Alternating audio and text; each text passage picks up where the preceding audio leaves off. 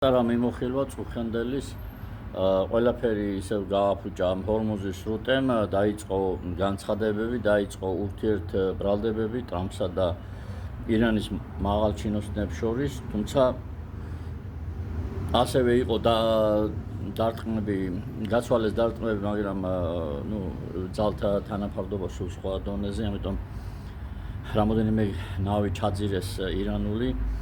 ესე იგი, ეს არის პოლიტიკა, მაგრამ ის პირდაპირ აისახება ჩვენს კრიპტოზე, არავითარი გვერდითი ისა პირდაპირ ასახვა აქვს და სავარაუდოდ ეს ყველაფერი ხდება ჩინეთის ვიზიტამდე. რათა მეტი სავაჭრო ბერკეტი ჰქონდეს ტრამპს სი ძინპინთან. უპირატესობა აქვს, რა თქმა უნდა, მაგრამ უფრო მეტი უნდა სავარაუდოდ. რაც შეეხება გუშინდელ ვარდნებს, იყო რაღაც ახალი დიაპაზონების ფიქსაცია, თუმცა ტრენდი იცვლება, გაუძლო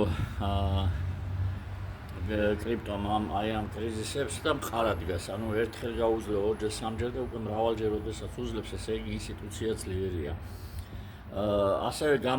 ასევე აიწია და დაიწია შესაბამისად ნავთობმაც, შესაბამისად დოლარის ინდექსმაც და ოქრომ სხვათა შორის მოიკლო წუხელ, მაგრამ შემდეგ განაგრძო კვლავ ისე ზრდა. რას მოიტანს ეს ჰორმუზის სრუტე, მაგრამ მინდა დაგარწმუნოთ, რომ როგორც კი ეს კრიზისი დამთავრდება, კრიპტო ჩადგება თავის ჩვეულ ფორმაში, აღარ იქნება ესეთი მდორე მოძრაობები და სარისკო და მერე უფრო სხვა სურათები დაიხატება.